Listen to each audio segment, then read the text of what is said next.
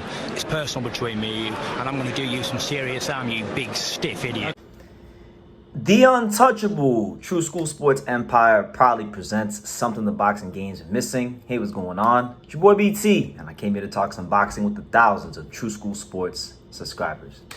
All right, so we got some cruiserweight news for you. I know a lot of channels don't cover the cruiserweight division, but on True School Sports, we absolutely love the cruiserweight division. Now, that being said, very bad news, and I gotta say this. I think we are in the beginning of a shit show, for lack of a better term, a shit show at cruiserweight. A lot of confusion, a lot of tomfoolery, a lot of bad moves being made in the cruiserweight division. Now, if you don't know what I'm talking about, you know, Richard Riakporhe, who I got a lot of respect for, who I think is an amazing fighter, who I think has all the potential in the world to go out and become the best cruiserweight in the world. And he very may still will be, but I think he's made a dumb decision today.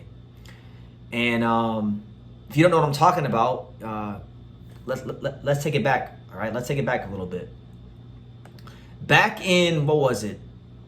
June. Back in June, Opetaia, who is currently the WBO cruiserweight champion, right? Is it WBO? Let me make sure I got my champions right. He's the IBF champion. That's why we make sure we fact check ourselves. But Opetaia, the IBF champion, and the man who beat the man, you know, who beat Marius Briedis in a great classic fight last year. He's been going through his own problems, promotional issues. He hasn't even fought since the damn Marius Briedis fight to build momentum. So it's really sad what's happening to him. But he was supposed to fight veteran fighter Mateusz Masternak.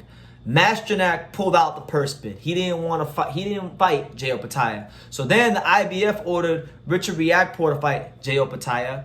And I got excited. I'm like, man, this is a great fight for the division. You know, I think Riakporhe has a chance to beat Opetaia because he's got a great straight right hand. You know, you're fighting a southpaw. Right hand's a southpaw killer. Riakporhe might have the best straight right hand in the whole division. He's got the size to deal with Opetaia, got the athleticism to offset some things. It's a great fight, right? But now, Richard Riakporhe, as it's been reported, has pulled out the negotiations and the purse bid himself. Now, he came out with a statement. I'm going to read it to you guys, and then I'm going to give you guys my thoughts. But here's what Riakporhe says, as it says on the screen over there. He stated the following, and I quote, "I have worked extremely hard the past 2 years to get myself to the top of the cruiserweight division. We had accepted a fight for the IBF title on 2 occasions with 2 different locations. For reasons unclear to me and my promoter, these offers were then withdrawn.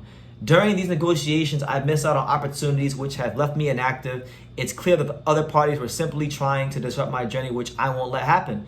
I have sacrificed a lot to be in a mandatory position with 2 governing bodies and have worked towards titles my whole career.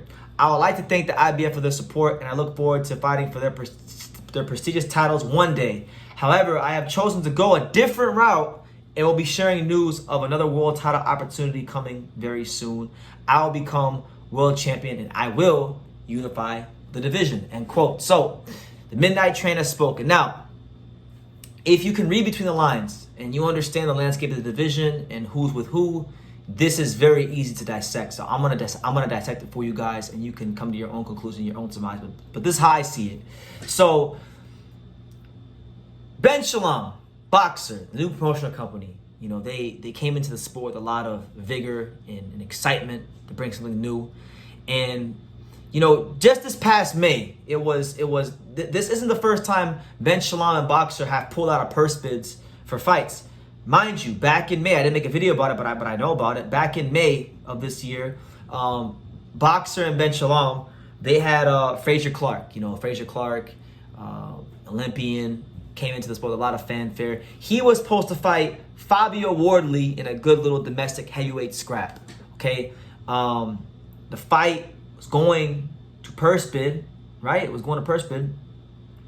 He pulled him out the fight because there was a possibility that, you know, Eddie Hearn and DAZN were going to get the fight. So when you boil all of it down, when you boil it all down to what's going on, this is really just Shalom not wanting Eddie Hearn to get the fight on his platform and wanting to keep the fight in-house on his platform. And it's that pride of life and it's that lust for power that's really, I think, Shalom's kind of shooting himself in the foot and making himself look very bad in the process of doing it. Now, when you look at what else Riakporhe said in his quote, in his statement, he said that you know, he hopes to one day fight for the IBF title, which means he's not fighting for the IBF title next. And then when you take a quick look at the rankings, the other governing body where he is the highest ranked fighter and even ranked higher than he is in the IBF is the WBO. He's the #1 contender. And who's the WBO champion? Chris Smith.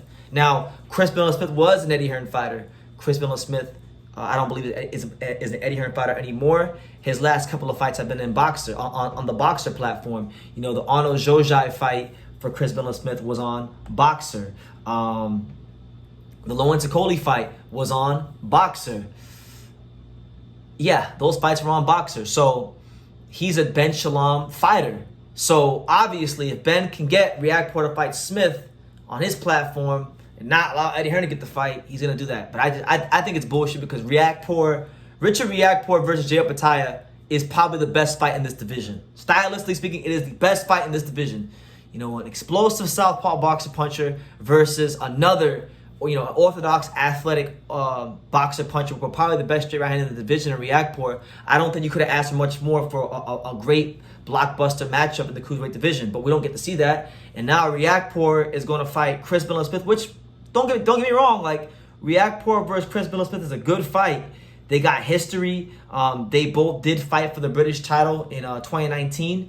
That was a fight in which Riakporhe actually defeated Chris Smith. So now Riakporhe, if he can get the rematch with him, trying to get a second win, that's the win that'll make him world champion, and it'll be Chris Smith's chance to avenge the loss. So it's a good fight, but I just think the big picture, what I'm getting from all this is that Ben Shalom is not willing to work with other promoters. Ben Shalom in Boxer, you know, I'm not biased towards the promotional companies. I think there's good in every promotional company, and I think there's bad in every promotional company. But I just think the overwhelming message that I'm getting from all this is that Ben Shalom is a control freak. Boxer and the people at Boxer, including Ben Shalom, have gotten to Riakporhe's ear, and I think they've actually stagnated this whole process. I don't think it's Opetaia. I think it's Boxer and Ben Shalom, because history tells me it's Boxer and Ben Shalom. You know, based on what happened with Frazier Clark and Fabio Worley. So if they're willing to pull out Frazier Clark out of the Fabio Worley fight, and that was a much smaller fight than this world title fight between two of the best cruiserweights in the world, then I have to believe, based on what we know, believe that Ben Shalom is the problem here. So it's a sad state of affairs, because I want to see Richard Riakporhe get a chance to become champion, and I wanted to see him get his chance to become champion against Opetaia, because Opetaia is a damn good fighter. He showed us that in the Breeders' fight. We learned a lot about him and what he's made of in that fight.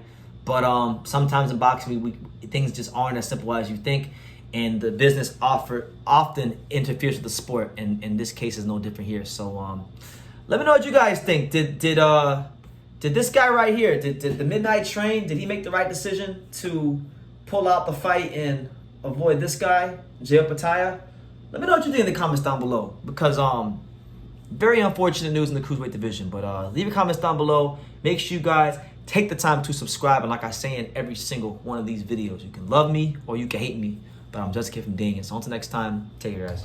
Thank you for watching another video on the untouchable True School Sports Empire. We're here at the Hatanaka Boxing Gym in Nagoya, Japan. And for more great videos just like this one, make sure you guys click right here.